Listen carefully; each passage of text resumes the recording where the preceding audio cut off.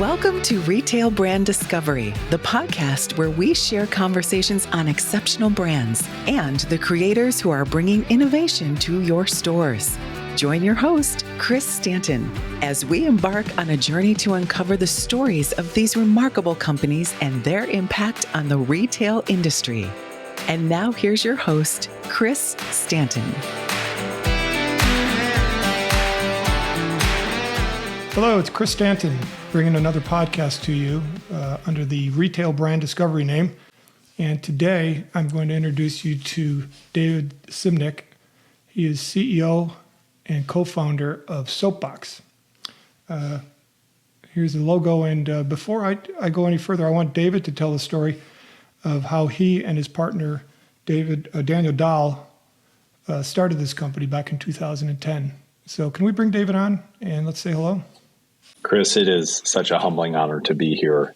We look at every opportunity to tell our story and to share our mission with this amazing retailer community as well as other brands. It's just such an honor, and it's a pleasure to be here. So to take you all the way back. Yeah, would you please? Go ahead. I like to say that, I can bring a lot of different people into these podcasts. There's so many brands trying to get on the shelves, but I picked Soapbox because of your story. And in our 10 to 12 minutes we're going to spend today, I don't think we're going to talk too much about how great your products are, but more about how great this company is, how it was started, and if you could take it from there. Absolutely. So first and foremost, I'm heavily biased, but we make award-winning, clean, thoughtfully crafted formulas that are awesome. So like heavily biased, as I probably should be. But our story starts in 2010. I was working for the United States Agency for International Development as a subcontractor, and I got to see firsthand just how much the need was for water sanitation and hygiene all over the world, as well as how big the need is for hygiene and access to proper hygiene right here in the U.S. So Soapbox has always had our one-for-one mission at our heart from the very get-go when I started making soap in my college kitchen, which is pretty funny because my landlord thought I was making meth, and I'm not kidding. And pretty not to be confused with no college kid is actually using cleaning products in their sink, so meth was probably a better guess. So we are approaching 40 million bars that we've donated, and your listeners and or your retail partners, if you have ever partnered with us and expanded Soapbox products within your doors, within your retail locations, you've made this possible, right? Like we look at this as Soapbox as a conduit between all of our amazing aid partners that are doing empowerment-driven, sustainable work in terms of providing what we view, what the data shows as life-saving hygiene. But our customers are what's making this possible. Like we are just a conduit fulfilling that promise with each and every item sold. So we donate, regardless of what you buy from us, a body wash, a liquid hand soap, a hair treatment, a deep conditioner, a shampoo. Anywhere you see the Soapbox logo, we have that commitment of one for one. But when you're able to win together, like we have in numerous different examples and numerous different channels with various different types of retailers, that feeling is just ecstatic. And especially when we're able to send them an aid report and says, you, buyer, made this possible, that to me is the definition of partnership. We get to work with homeless shelters and food pantries and women and children abuse centers right here in the U.S. We do about 50-50 in terms of our giving stays within the U.S. And then we also have the privilege of working with 65 countries around the world. How that shows up in those areas that we have the privilege and honor to serve is we're working with local soap makers or local recycling efforts. And then that soap is basically coming up within the community. The reason why this is important, Chris, is like, imagine you're a soap maker in Northern India. The last thing you want is me popping out of a shipping container with 40,000 free bars of soap. Because then I just completely took out any demand that you have for your services, for your goods. But more importantly, I just taught the whole community to wait till like Awkward Dave shows up and like gives a bunch of free things. So the way that we turn on its head, and there's an exception when there's natural disasters, but the way that we turn that on its head is we work with local 501c3s that often have operations in the U.S., but are predominantly boots on the ground in those countries that we work in, and we're funding local makers. So it's way more sustainable. But something as simple as access to proper hygiene, i.e., soap and clean water, can see a massive reduction in illness and deaths. And what I know for a fact, and this is why I'm totally on my soapbox right now, but is we don't necessarily know the names and the faces, but with almost 40 million bars donated, we know for a fact that our customers have saved lives. And that makes all of this worth it. It is all the things about CPG and FDMC. I don't know how many more acronyms I can load in here, right, exactly, that are just all of that is 100% worth it when you're able to empower consumers with the ability to make life-changing impact either down the street at the local homeless shelter or around the world. So, in this day and age, the new entrepreneur has got a social cause that is almost required by retailers nowadays, right? It's not just about putting a product on a shelf and watching it sell. There's got to be a cause behind it. And you certainly have a strong one. What I'd like to do is tell me about some of your products, and let's show some of the products, because again, the social cause retailers, I'm telling you, this is true to life. What Soapbox is doing is true to life. There's no smoke and mirrors. There's no, we're going to do this if you take us, and then it really never comes to fruition. This is, in fact, the real deal. But I think we also have to show the retailers that it's not just a great product, but it's a great looking product, and it's efficacious and everything. So can we show something that you're talking about today? Yeah. So we're very happy to be the number one selling biotin shampoo and conditioner in a major mass retailer. We also launched this phenomenal Oh My Growth treatment. I feel like Vanna White right now. This Oh My Growth treatment is really interesting because oftentimes treatments don't move at the same velocity as shampoo and conditioner. And this is just absolutely meeting and exceeding sometimes our care line.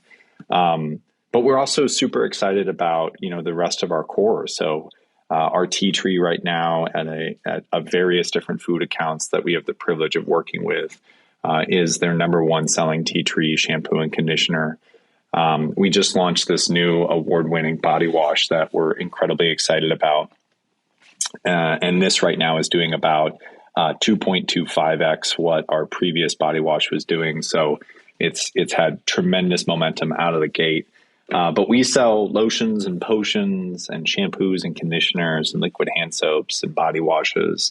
And we really want to continue to grow. You're not just in, sorry about that, I didn't mean to interrupt, but I wanted to point out, because people are looking at this saying, wow, this is all great.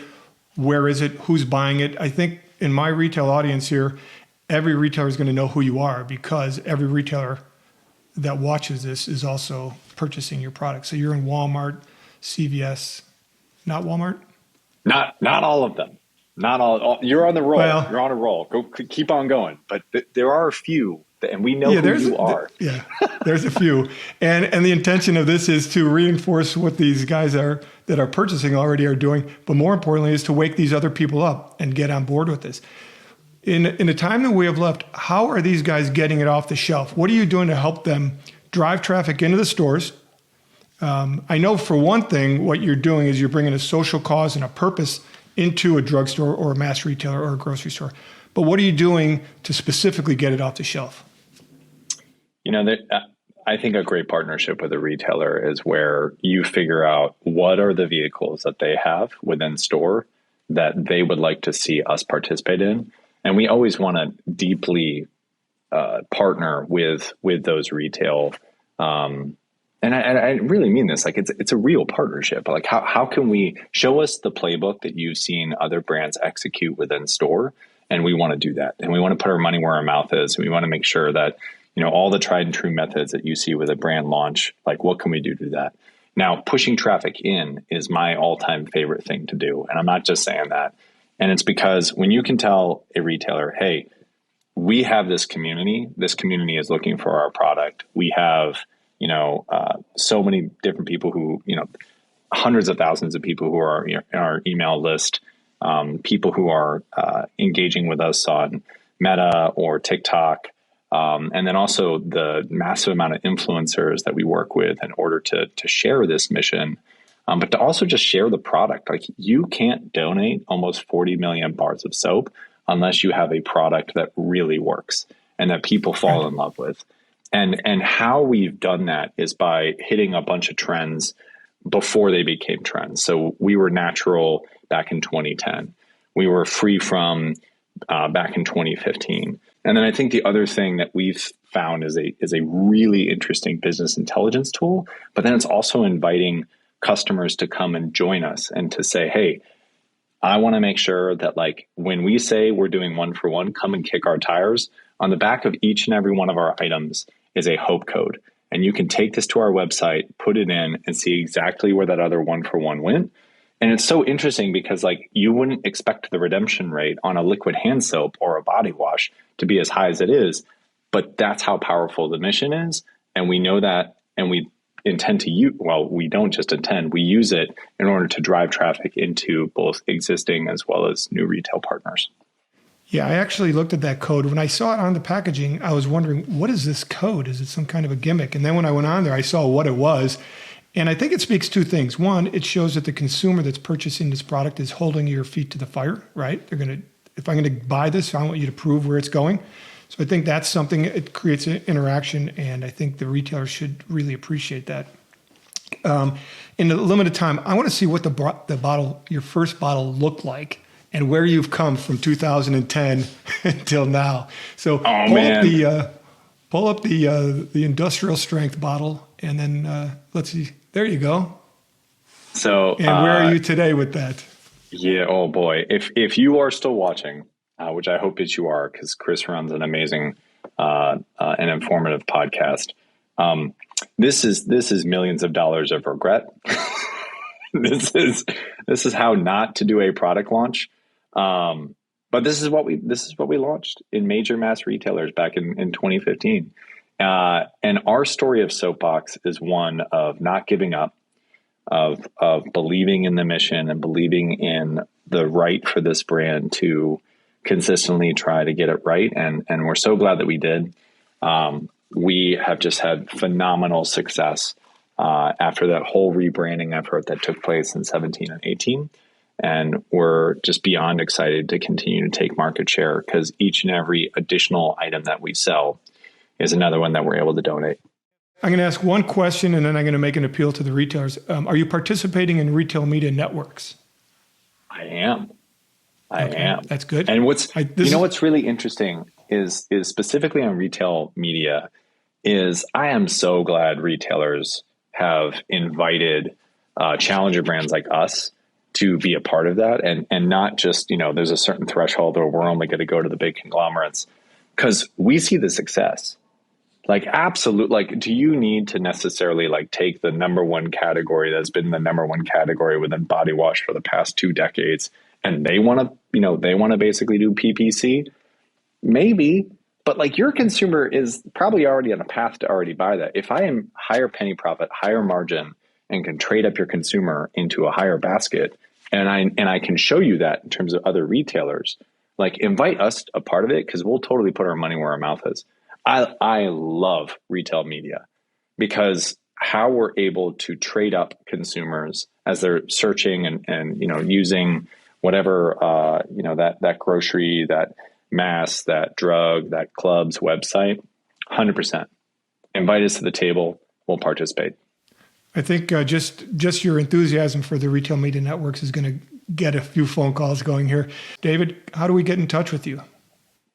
My email is just david.simnick@soapboxsoaps.com. You can reach out to us, hello@soapboxsoaps.com. You can reach out to Emerson, who we are just a phenomenal partner, just a wonderful partner that we have the privilege of working with. Emerson is great. Yeah, Scott and his whole team is. It's a privilege to work with them. But honestly, like, and I really genuinely mean this, I love this industry.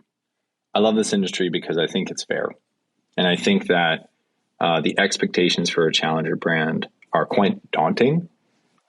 when you go from zero brand awareness, which we had in 2010, to we have some pretty decent brand awareness and growing, but nowhere near the likes of brands that have been around for a century. And the risk that buyers take by taking on a new brand, I commend you, and I give you a lot of respect. Well, I'm going to leave it at that. Thank you very, very much. It means a lot to have you spend your time with me as we get these things going.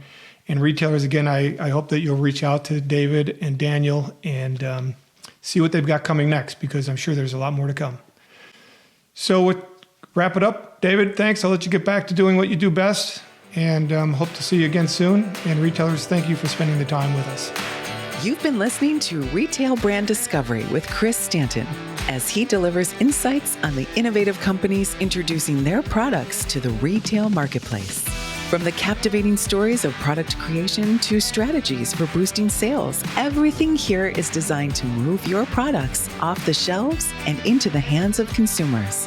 Thanks for listening, and remember to like and subscribe to stay up to date with our future episodes.